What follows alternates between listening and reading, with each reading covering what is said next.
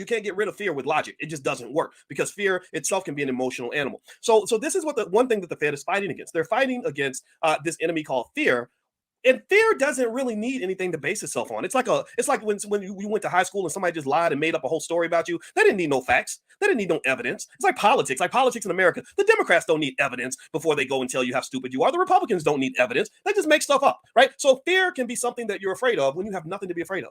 But then there is the stuff that you should be afraid of that you're not afraid of. And they will call that in finance, they call that like a black swan event. A black swan event is like if you're walking down the street and you're on your way to church and somebody comes along and hits you in the head with a baseball bat. That's a black swan event, right? You should have been scared because the person's running up on you, little Pookie the crackhead's running up on you with a baseball bat, and he's about to whack you in the head, and you don't even know it. You should be scared, but you're not even aware because you're like, I'm going to church. Why would somebody hit me in the head with a baseball bat? Tekashi 6ix9ine, who just got beat up in South Africa, right? He didn't think that he was in trouble. He wasn't worried about fear, right? So ultimately, sometimes you have something that you should be afraid of that you're not afraid of, and then you have scenarios that are kind of in the middle. You have the scenarios where you're afraid, but you don't know exactly what you're afraid of, and you're kind of trying to figure out what the mechanics are. So here's what the Fed is dealing with, right? The Fed, in my view, they know what you should be scared of. They're looking at data. They're looking at all kinds of data and information to determine. I went to school with people that work at the Fed and stuff like that. Some of my advisors worked at the Fed. They have a lot of good data that tells them what could be going wrong in the banking system. They can see not just the things that actually occurred, but remember I told you, don't just look at the tip of the iceberg.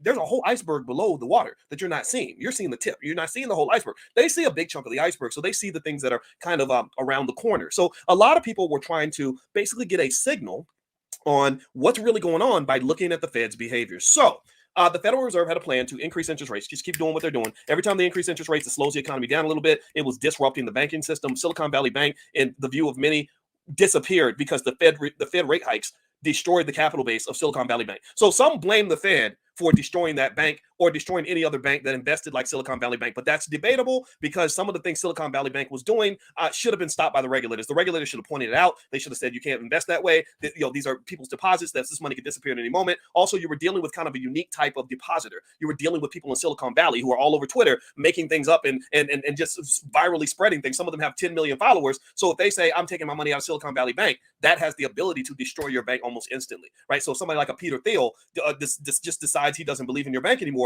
he can ruin your bank because Peter Thiel has a lot of followers and he's heavily influential. So these are new dynamics that the Fed is trying to process. Here's what I'm going to tell you my conclusion is.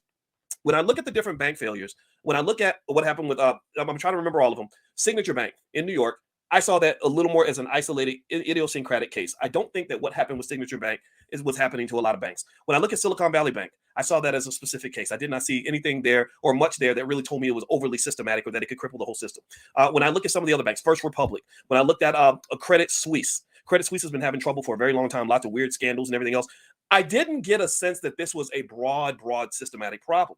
You ever see those social experiments where a group of people just start running, and then next thing you know, everybody will start running just because they see them running? You know what I'm talking about? Like black people in the movie theater, like when we see people running, we just run too. Like we don't even know what we're running from. We just run because we assume there must be something to run from. So if people saw the Fed running, then investors would engage in this herding behavior and say, well, if the Fed is scared, then I'm going to be scared too. I don't even know what I'm afraid of, right? So the Fed, I think, struck the right balance. I think the reason they took that balance, in my opinion, also is because I don't really get the sense that this banking situation is broadly systematic. I know that people are telling you the world's coming to an end. I know people are telling you that the economy is going to just go to crap. I know people are telling you the dollar is not going to have any value in a couple of years and you got to go like get a shotgun and get ready to live in a bunker underneath your house. I know people are telling you these things. Maybe all that's true. It could happen.